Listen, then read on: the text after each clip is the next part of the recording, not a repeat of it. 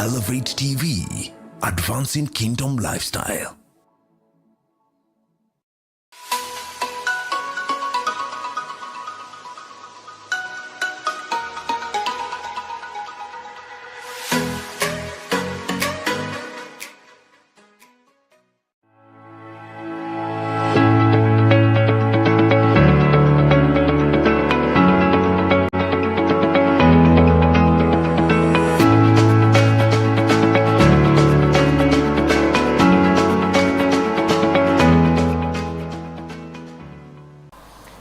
Good morning, this is the Wednesday edition Morning Digest, and I'm your host Moses Muiruri. And remember, this is Advancing Kingdom Lifestyle. Remember our drill, the link is already out. Please pick it up and you can put it up on your socials. On Facebook, it's out, and on YouTube. So let me do my drill as I work it out. Please remember, you have to look for ways to bring in people into these conversations, because sometimes people don't need money. They only need to hear something that will change their lives forever. So let me get it out. Elevate TV Kenya. And if you've not liked Elevate TV Kenya on YouTube and on Facebook, please do that so that we can be able to, to give you heads up before we start anything. Like right now, we should have been, you have a heads up. Give it to your friends in your WhatsApp groups, into your family groups. Let's converse today. I have a great topic today, a great guest, and a great time today. I mean, it's going to be amazing. Some of you don't think about farming, but we'll be dealing with farming. I have with me. Let me give you the the profile so that you can see. She is a farmer, an organic farmer. I've already given you a hint. She's a she. She's a researcher, a trainer. Certified organic farmer by Kanan. She'll be telling us what Kanan is, and a member of PGS, and also the director of Soil Vitalizer. This is none other than Johan Zuki. Karibu Elevate. Thank you. Indio Elevate. I want you to look at the camera and invite your friends, invite the people, introduce yourself. Okay. Thank you for having me. I must say that. My name is Johan Zuki. I am a born-again Christian. I love the Lord Jesus Christ as my Lord and Savior. And I am a farmer, an organic farmer for that matter. I love farming. My background is actually in theology. Oh. I have worked as a missionary for the longest part of my life.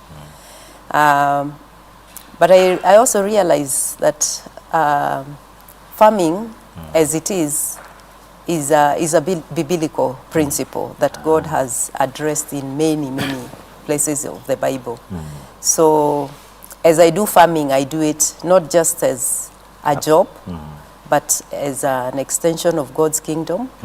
I do it because I'm a good steward of what God has entrusted me in terms of land and resources. Wow. Yeah. There's something I read in your profile that kept me thinking. Yeah. Biblical land stewardship. It struck me interesting.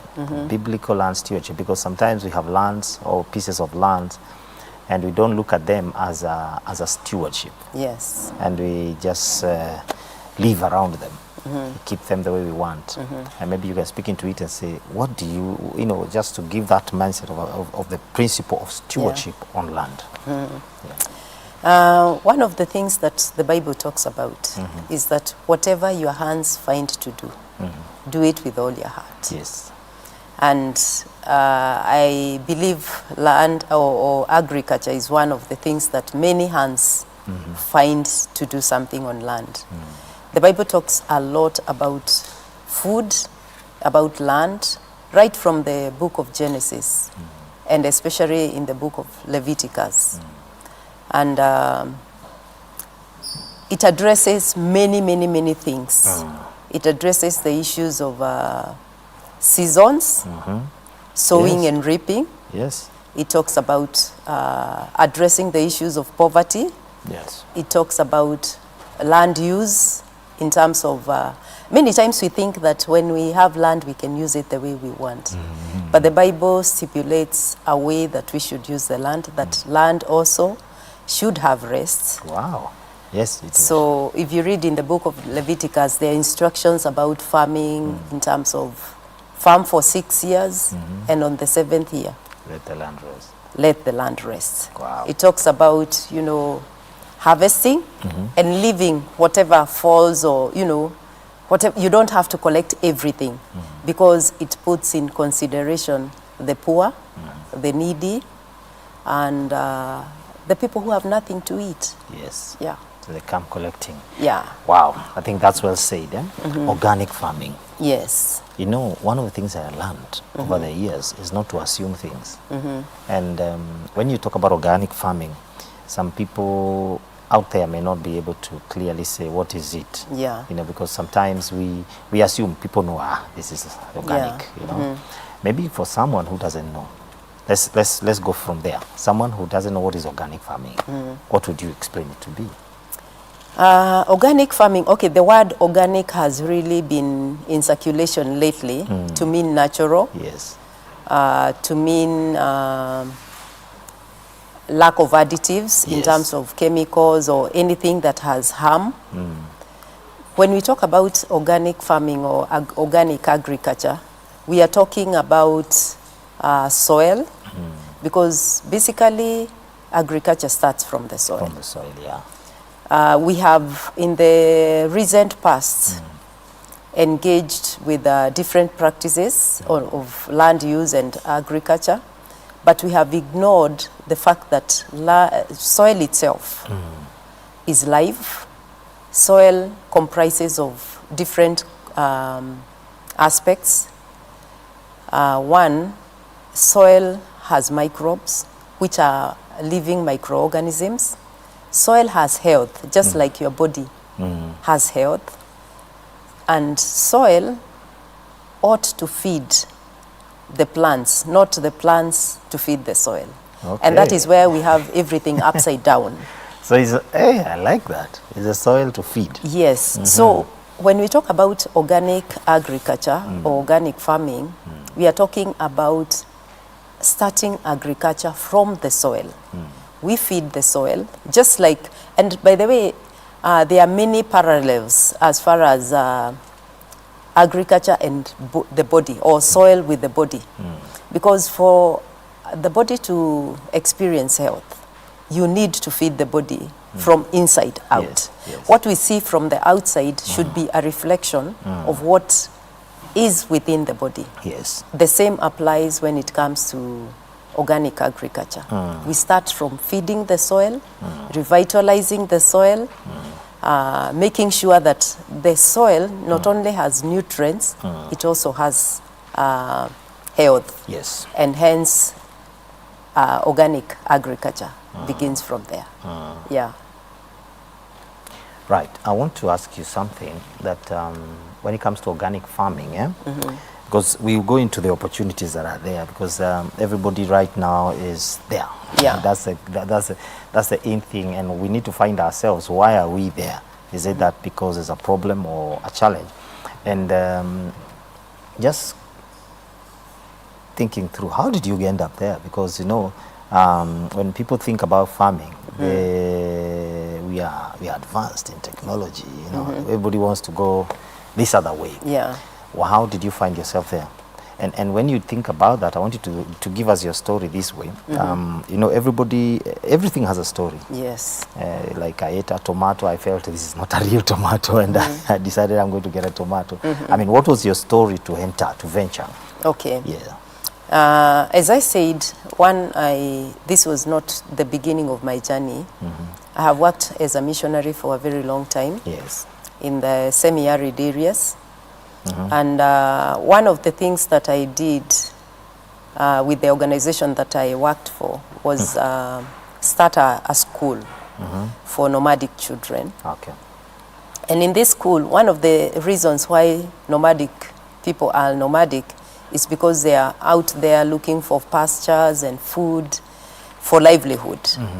And we needed to, as a way of reaching out to that particular community in Garissa and Tana River, we needed to feed the children so that they are no longer nomadic, and we could give them a livelihood through education.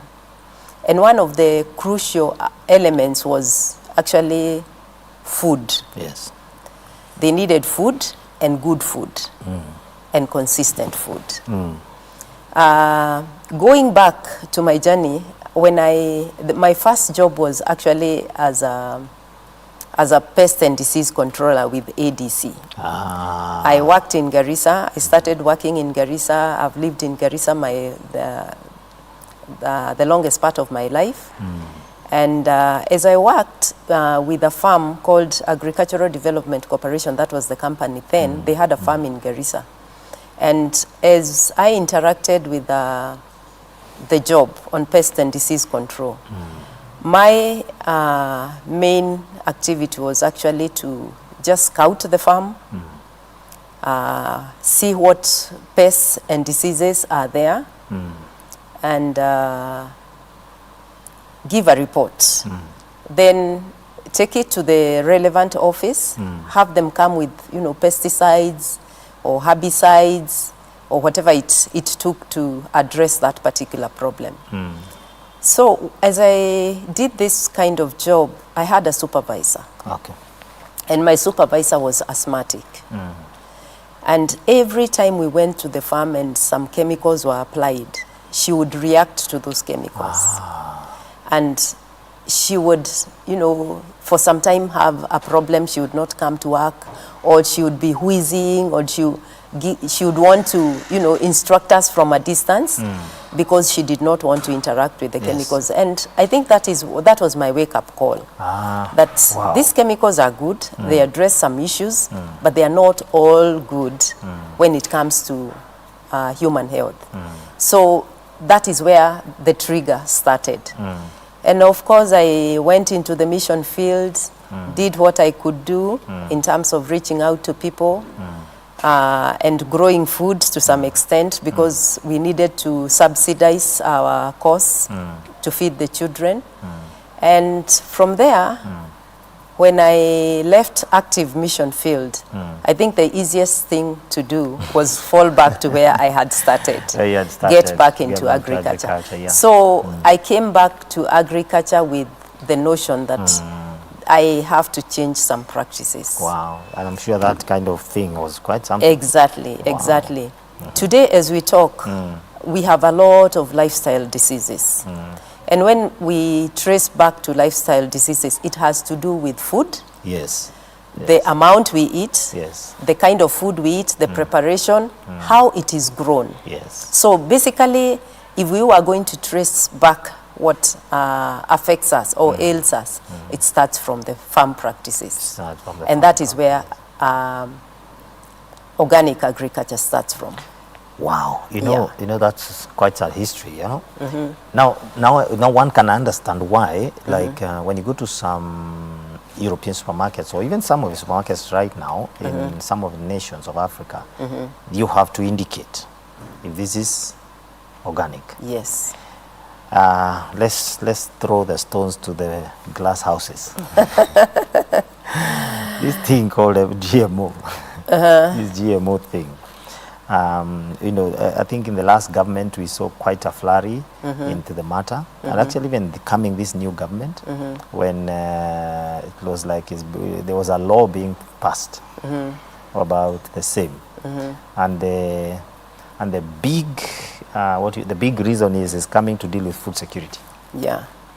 This is your opinion, not anybody's opinion. This is Joan. Yes. Don't, it will be taken, this is Joan's, clearly. What do you think? I have been in the field of agroecology with quite a number of organizations that advocate for agroecology, and I know they have really fronted about GMO and, all of those stuff about food. But I would rather address the known to me in terms of the food, because I mentioned that I have an interest in research, my own research, and with other organic farmers, because I don't operate on my own. I'm a member of a larger group.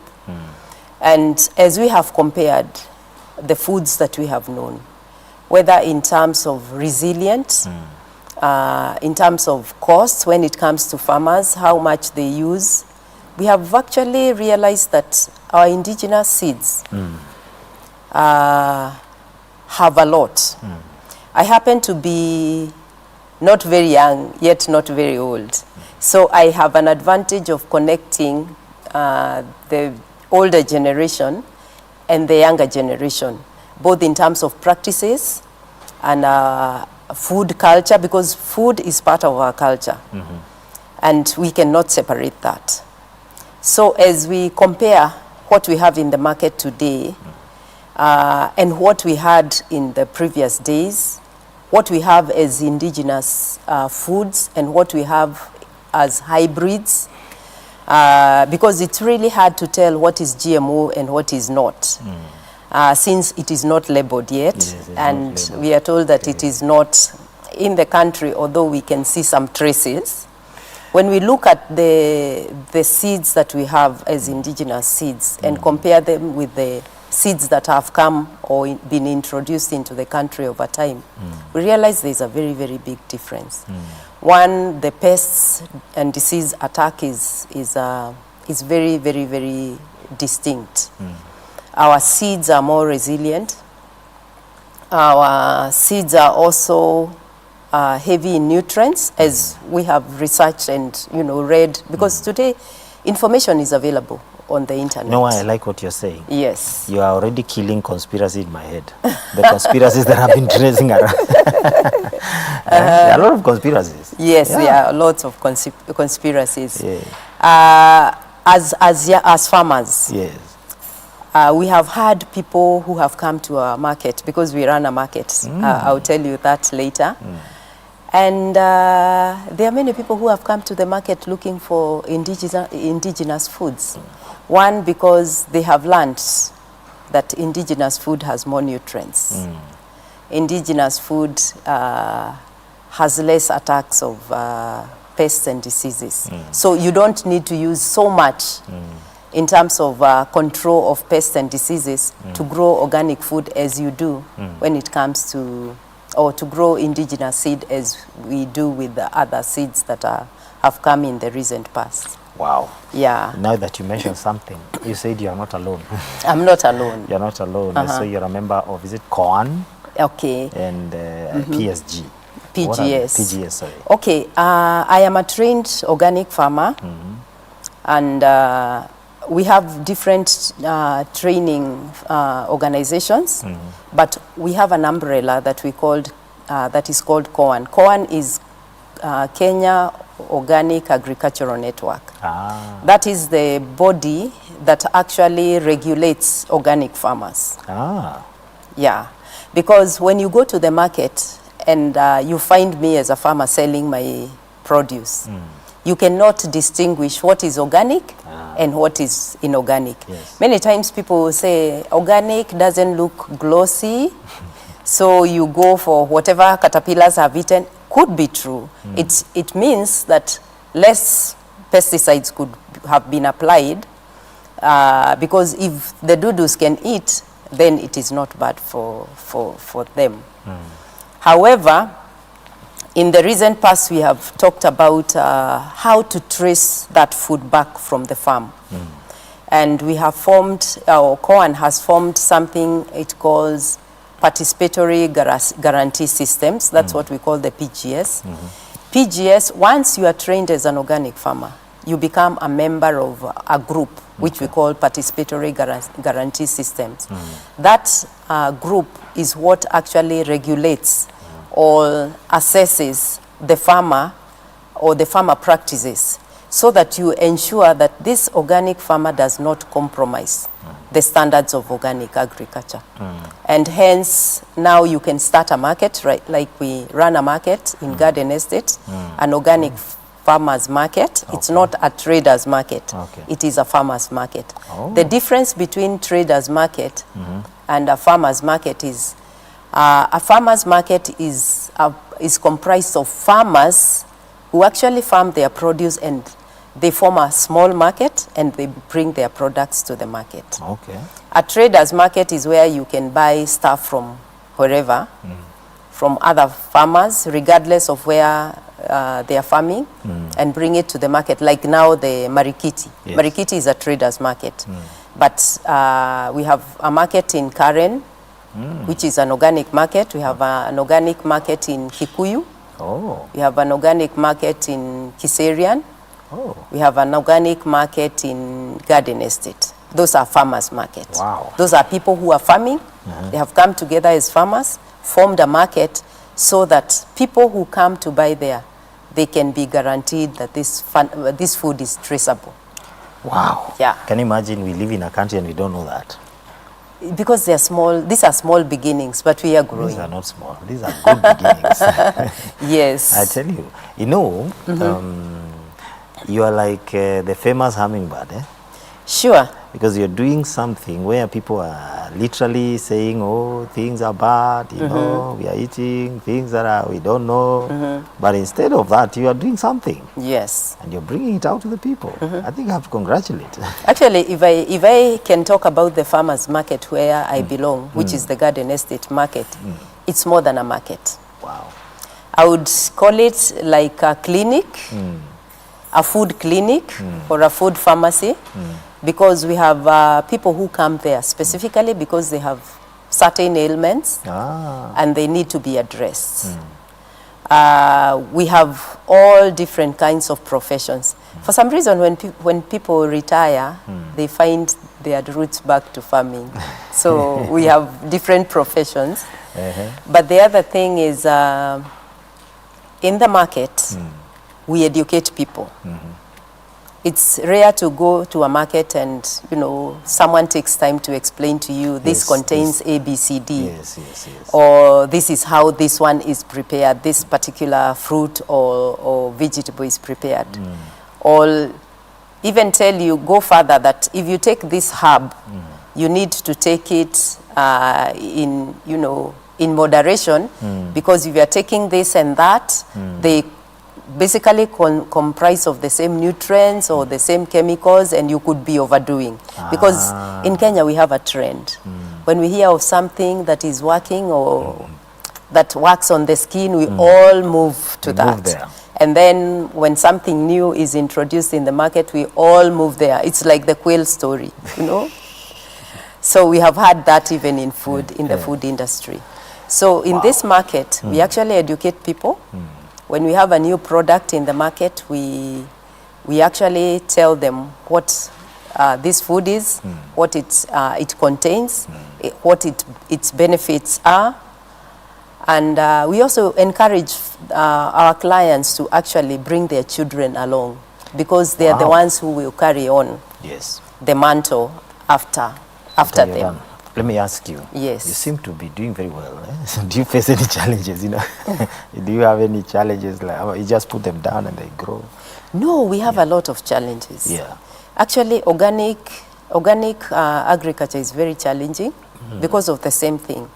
We have new pests in the environment, and I think as organic farmers, we have become, in our own rights, researchers. We have to research what controls what pests.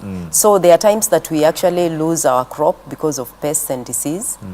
But as we go along, we are finding options or solutions to some of the challenges that we have.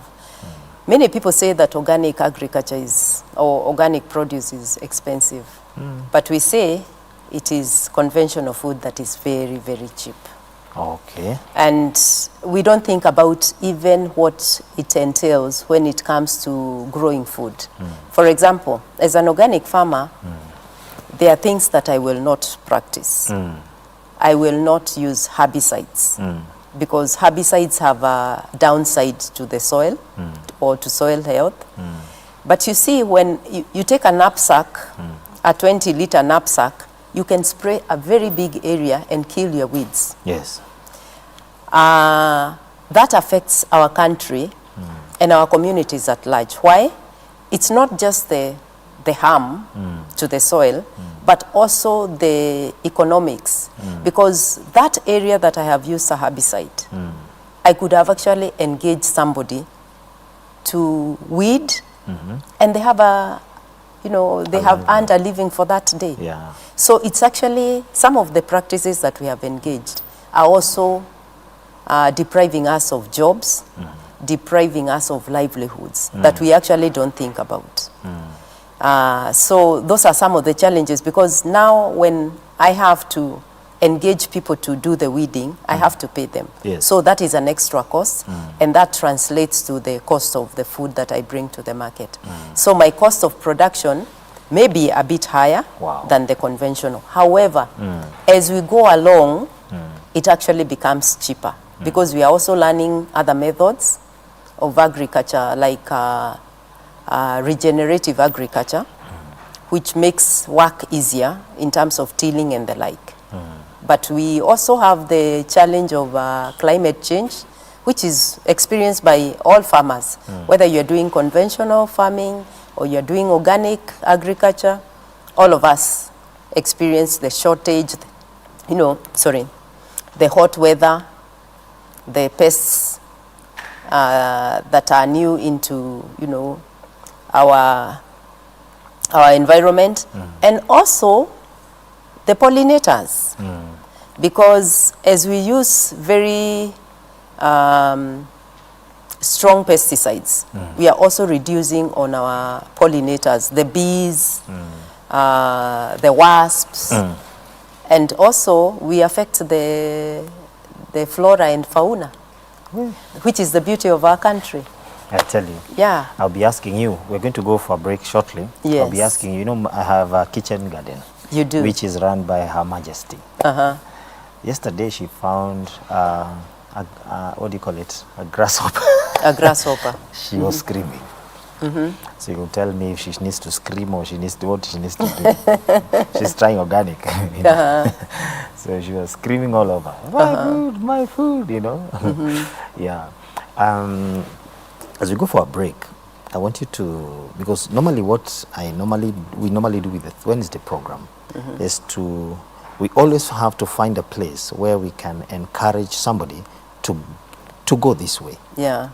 In a minute, just look at that and encourage somebody about organic farming.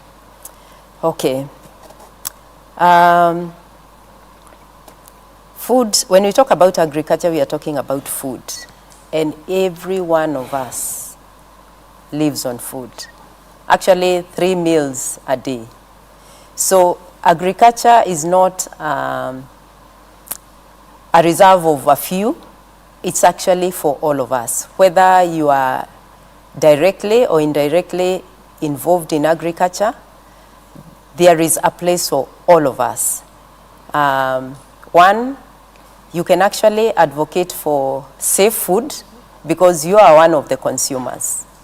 You can also advocate for good food in terms of our seeds, because we have indigenous seeds. And we have said that agriculture is part of our culture, and we do not want to lose our culture. So do not sit aside and say it doesn't appear or it doesn't apply to me. Agriculture is about livelihood, and all of us are participants in this. Well, I think well said. We're Yes. coming back after the break. Now we shall be dealing with something very different. So after the break, we're going to come back. Okay, thank you. Thank you for keeping on. Please remember to send this link and send your questions. Joan is ready to answer. God bless you.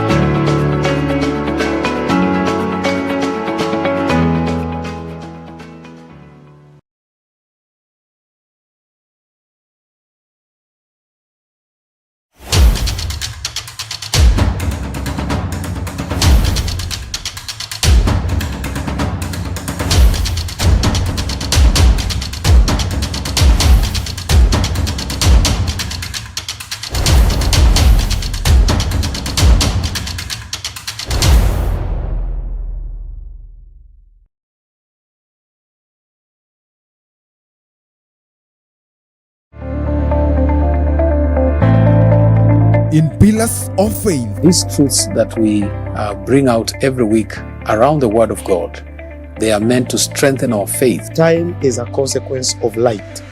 The light you have will inform the time you'll be in. We seek to fulfill the mandate of the Great Commission. The purpose of God for believers is for formation of sons. What are the pillars that we need in our lives? Bearing fruit is spiritual maturity. Yeah. You cannot bear fruit if you're not mature. That is our agenda, motivation and intention. Introduce Jesus into the matter, Yeah. and your times and seasons will shift.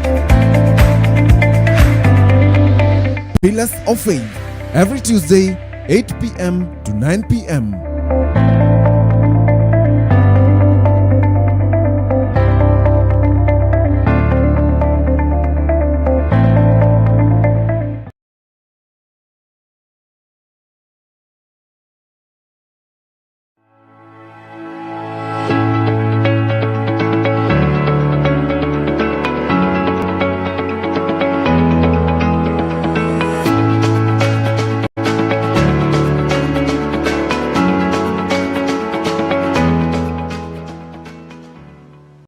Well, you heard it from Joan. You need to ask, you have a right to know where your food comes from. And I think from today I discovered I have that right. Normally you just buy, you're told this is the best, this is good. You don't have, have no one to ask. And let me tell you, I'm going to arrive at that market. You're welcome. The farmer's market, I'll come. You're welcome. I'm going to come there. I'm going to see what happens there. Now, we have a few minutes now. The second part goes very fast. Okay. You can imagine. It goes very, very, very fast. What are the opportunities that you saw and you see and are there in organic farming? Okay. Yeah. Opportunities are immense. In the last ASK show in Nairobi, just, was it last month? Yes. Yes, last month. It ended on 2nd of October. We had actually partnered with the Ministry of Agriculture to do what we called urban farming or urban agriculture. And in those demonstration plots that we had, as a director of SVL, Soil Vitalizer, we partnered because we wanted to demonstrate that it is possible to do organic agriculture and do it in urban areas.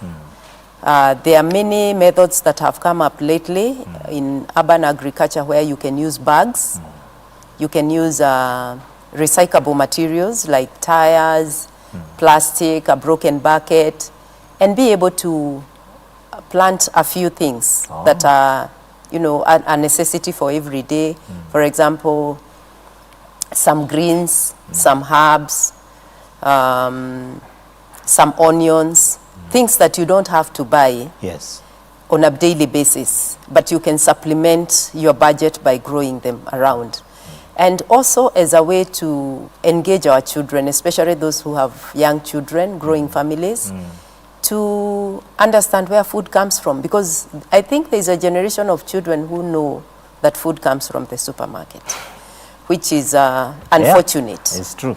There's a program lately that is aired, I think it's Citizen, on Saturdays about children and agriculture. And one of their slogan is, if we do not teach children agriculture, we have a generation that imports food. And when we import food, we have no choice of what we get. Won't get anything. And that is where GMO and other things will come. And when it comes to food and hungry people, whatever you get when you're hungry is what you eat. You eat, yeah. But you have a choice. If you start growing your own food, even just a bit, it might also awaken the giant in you to actually end up looking for a space where you can get involved in agriculture. Wow, you have mentioned something. I was somewhere for an African nation, which I'll not mention. And because of the conditions that were there, a lot of aid agencies were in that country. And the food was coming from outside, literally. Everything was fruits. There was very few vegetables in that country, but everything else, even I remember at least fish was coming from there and some meat. But most of the food grown was coming from outside, even fruits and everything. I began to notice a lot of people from that country were having some very, very interesting diseases. Very interesting. And now I get it. It's the food they were eating. Because at that place there was no food. Yeah. Literally no. In fact, I remember there's only one person I saw who was farming, literally farming. Somebody came from outside the country, got a piece of land and was farming. We'll discuss that later. Asking about the opportunities right now. There's a high demand for organic food. Is that, I mean, that's quite a, that creates the opportunity for people to go into that space. And I think today, if you, I saw somewhere, I'm in the city most of the time, and I saw an organic hotel, organic foods hotel, and that place is always full of people. And of course, they are cheap. They're not. It's because people are mindful now of what they are eating. And that's also part of the what we call the opportunities in growing these foods. Definitely. There are actually lots of opportunities when it comes to organic food. And not just organic food, because when you talk about such a restaurant, you are talking about having different menus. Yes. And different things grow in different places. For example, in semi-arid areas like Mwingi, Kitui, they grow legumes like cowpeas, pigeon peas, dengus, and the like.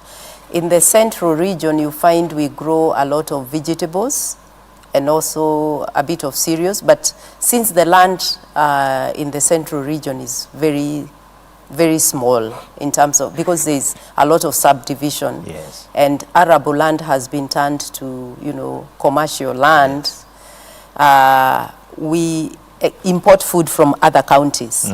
So there is opportunity to grow food anywhere, anywhere. And what you require is sunlight, which we have a lot of it lately.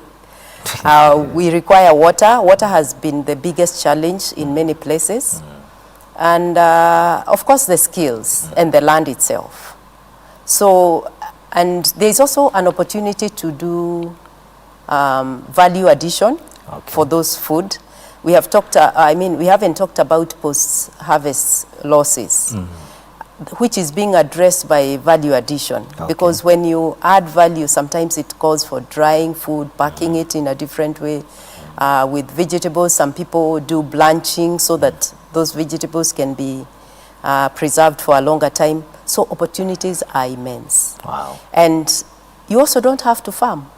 You can connect to the farmers themselves and add value to the produce. Reduce the post-harvest losses and make money. And also feed Kenya with healthy food. So opportunities are there. They are all over.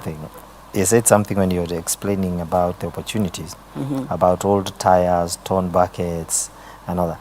You know, you're making it very easy. You're making it very easy. So you're telling me in my space, my balcony, I can grow my onions. You can grow your onions. And not only grow your onions, you can grow your sukumas and your herbs. You can grow your pharmacy. Wow. You know, I saw something. I saw a lady somewhere. And amazing, it's just ladies. She had she had invented these, these pipes we buy at the hardware. Yes. So she had put them in series, and she had put some, very nice, looks like an art piece of work, you know. Then all over, there's food, you know, and she has planted food, and then the way it's been watered, you can tell, you know. And I said, okay. You see, one of the things that we are experiencing today is because of the soil acidity. People have moved to other mediums of, or alternative mediums of soil, like aqua, using water for agriculture. which you have to feed with nutrients, because water does not have NPK or whatever requirements that the plant needs. We have cocoa peat, we have vermiculate. All these are other mediums that you can actually use.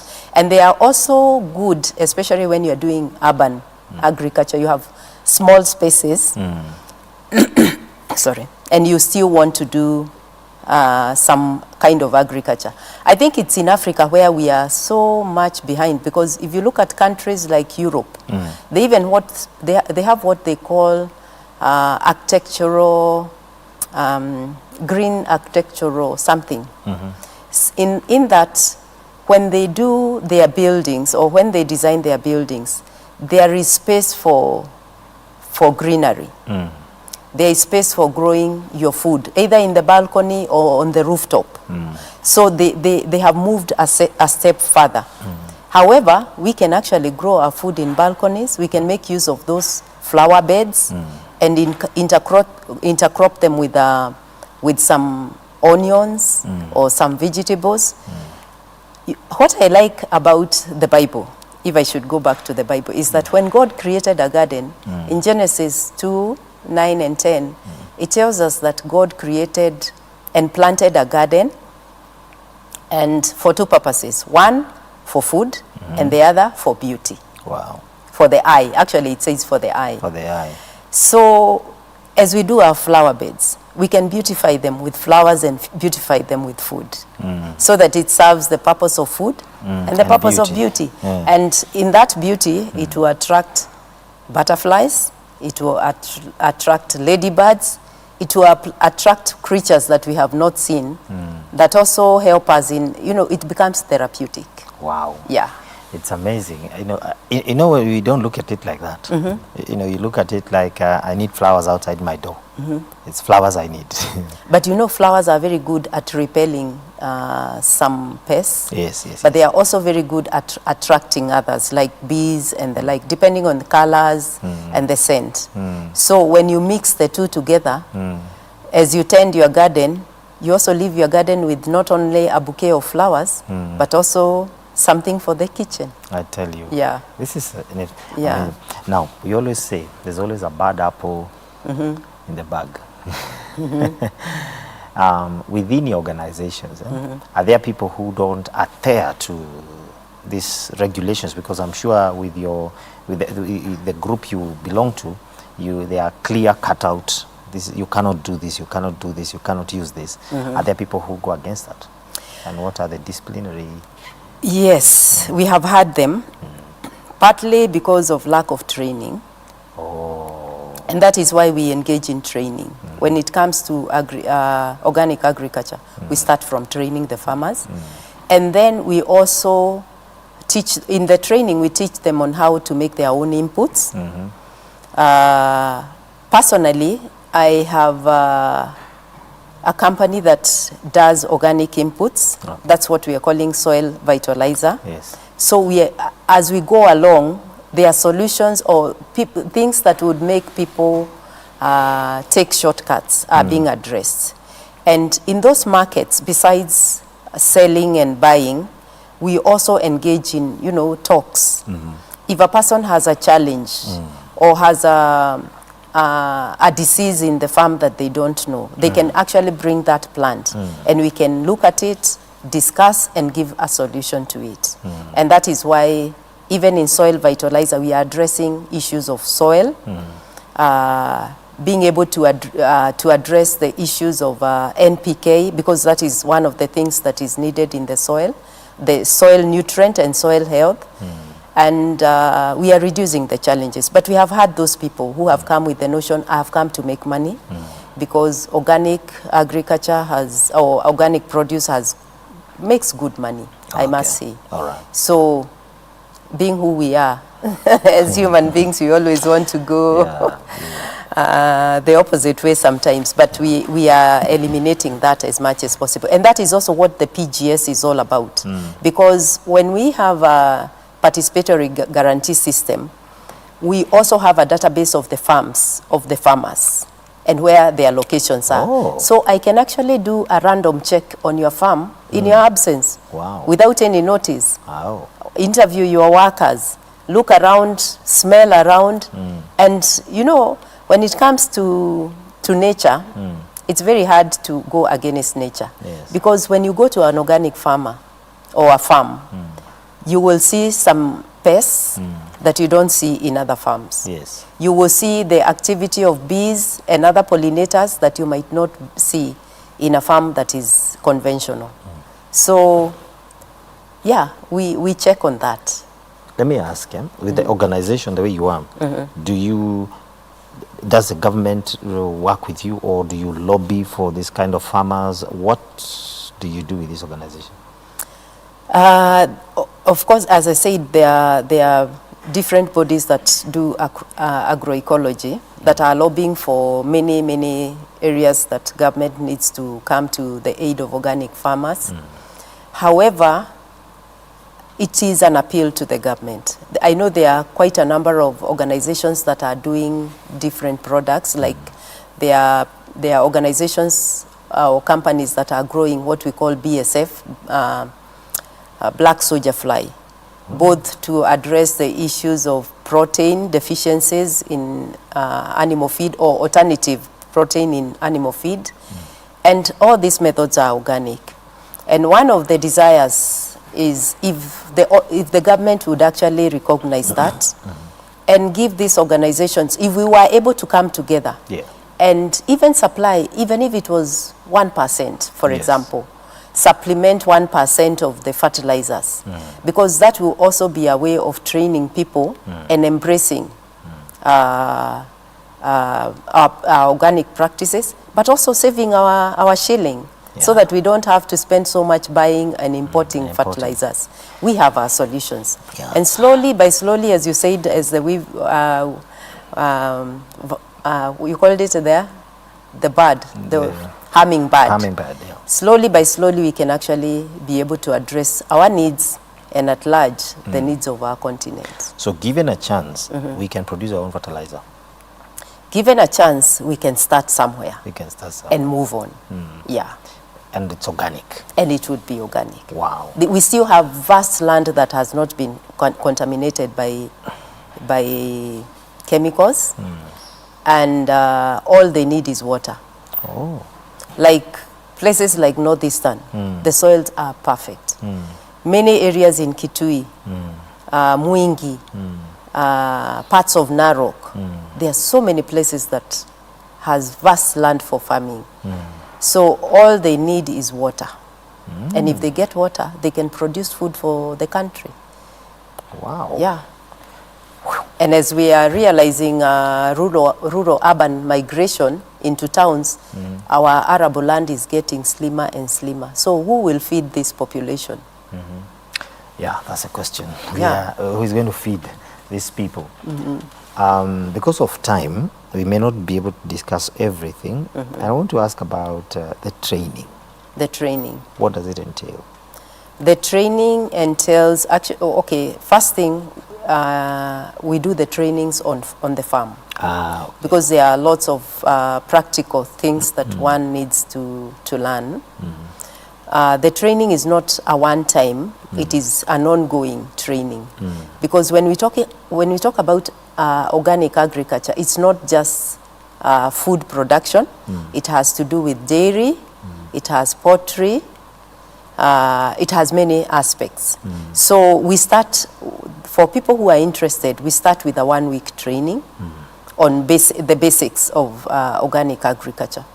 But as people express their areas of interest, if you're doing poultry, you also need to learn better ways of having organic feed for your chickens, or growing organic feed for your chicken, if it is pig farming or dairy farming, because all of these aspects are actually affected in one way or another by the practices on the farm, because they also feed from the farm. So it's an ongoing training. So we start with the basics, then as we go along, we engage more and more. Wow. Yeah. Certification. What does it take to be certified?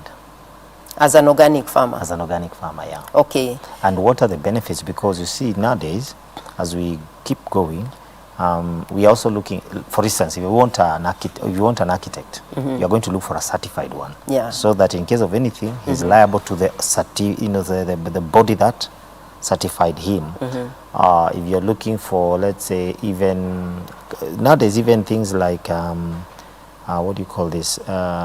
Services, just normal services. You're looking for a lawyer. You have to find one that is registered with the bar. I mean, with the law society, so that in case of anything, you have a place of redress. Yeah.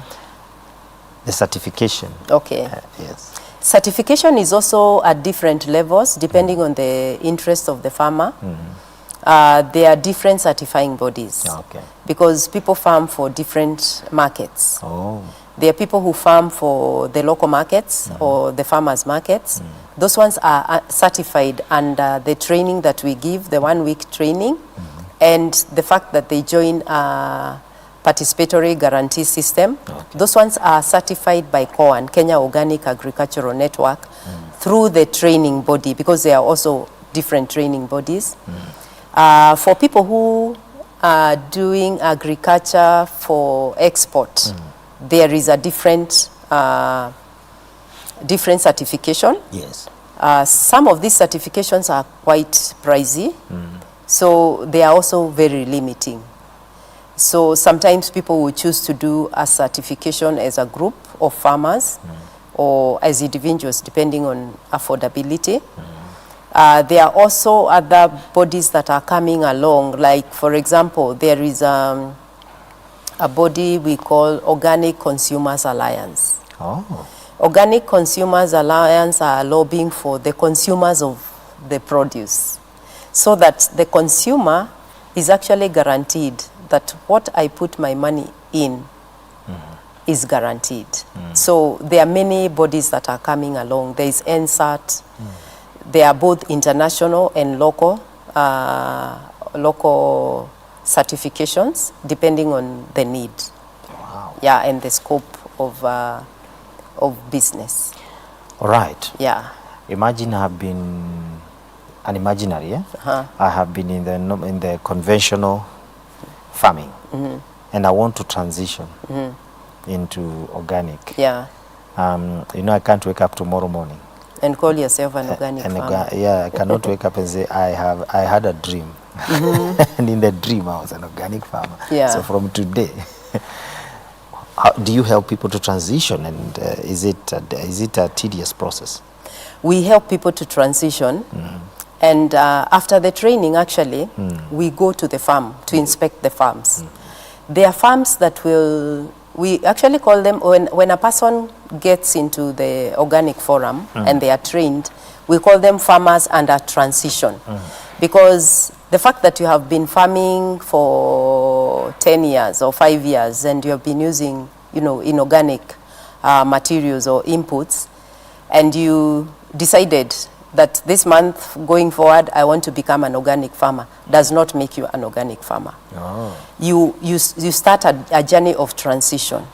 We actually get to the farm, we look at your farm. There are farms that even when you want to be certified as an organic farmer, there are farms that we will not certify. One, because of the water source, because you could be using contaminated water. Yes. And we know our rivers are contaminated. You could be farming around people who are users of heavy chemicals. Yes. And in one way or another, they get into your farm in terms of leaching or through spraying and the like. So there are many things that we will look at and advise. In some farms, we will ask the farmer to build a buffer, either of trees or hedges and the like, or trenches, so that they ensure, especially where the land is slopy, because if your farmer up the hill is using chemicals and when it rains, all the water lands into your farm, we can't declare you as an organic farmer. So there are many things that we look at, but we don't discourage anyone. We advise them depending on where they are. But there is a level that we cannot certify. Yeah. A quick one. Yes. What is the future? What is the future of organic farming? Yeah, the future. I mean, There is a bright when you look future. at the future, what do you There see? is a bright future because food is medicine. Food is medicine, yeah. And every one of us has a person they know or is part of their family that is either ailing from a certain disease that has to do with lifestyle, that has to do with food, that has to do with, you know, the environment, because we are also polluting our environment by our practices. And I can for sure tell you there is a future for organic agriculture. I'm rushing you. You know, a thought just came into my mind. I read the books. I read some things a lot. Once, you know, somebody had put up a quote: "You are what you eat." Yeah. You're what you eat. Tell me about. I want you to encourage an aspiring or one who would want to get into organic farming. Yes. One who would want to get into organic farming. You know, just encourage them. Tell them it works. Actually, it does work. We And have it is done work. it. And tell them it is work, but it does work. Yes, it is work. You have to start somewhere. It is not a walk in the park. It doesn't happen overnight, but you can start with, you know, the small baby steps. You can start, as we said, in your small containers. Yes. You can actually, many of us get our food from the village. You can start by supporting your parents who are farming in the village, so that the food that they grow, which you also depend on, will be healthy food. That is a big step forward. Yes. The practices that people have engaged today, some of them are because they don't have alternatives, and others because they are ignorant. So once you learn, you can pass on that information to someone else. This is something that we ought to all share. There is great hope. What is your highest moment in organic farming? What is my highest What you moment? can say, if today I was to ask you, what is your best moment or highest moment? Last Saturday when I was in the market, someone visited our market. And he had come just to see the market and buy some honey, because he believed that he could get good honey, genuine honey in the market.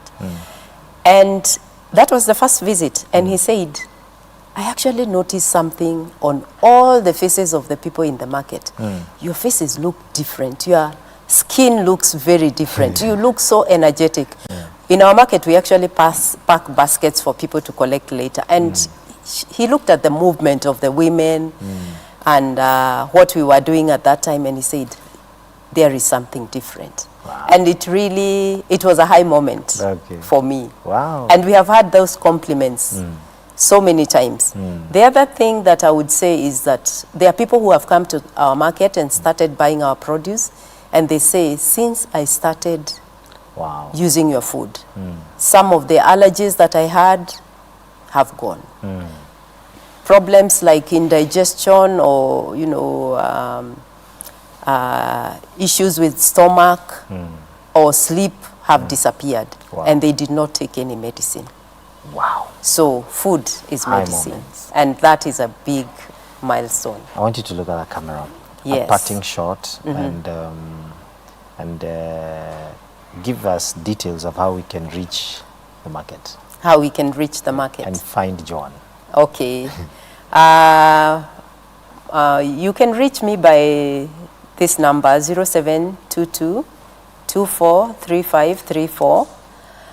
You can also join our market in Garden Estate. We are on Garden Estate Road near Brayburn School in a hotel called Kids Venturers. You're really welcome. Come, let us join hands. Let us enjoy what God has given us. Well, thank you. It could not be said better than it has been said by Joan. I cannot add more. I think I will visit the market, then I can talk. It's been a pleasure having you. Thank you for even taking your busy schedule out of the farm just to be here with us. When is the day of the market? It only happens on Saturdays. On Saturdays. It's Saturday on from 9 to 1. All right. Yeah. So I want to just appreciate you. Thank you you for just coming all the way to be with us at Elevate. God bless you. Thank you for having me. Thank you. God bless you. That's too. all we could do. I think you have heard it. Let's go this way, organic. God bless you. Have yourself a wonderful day. Keep it Elevate every day. God bless you.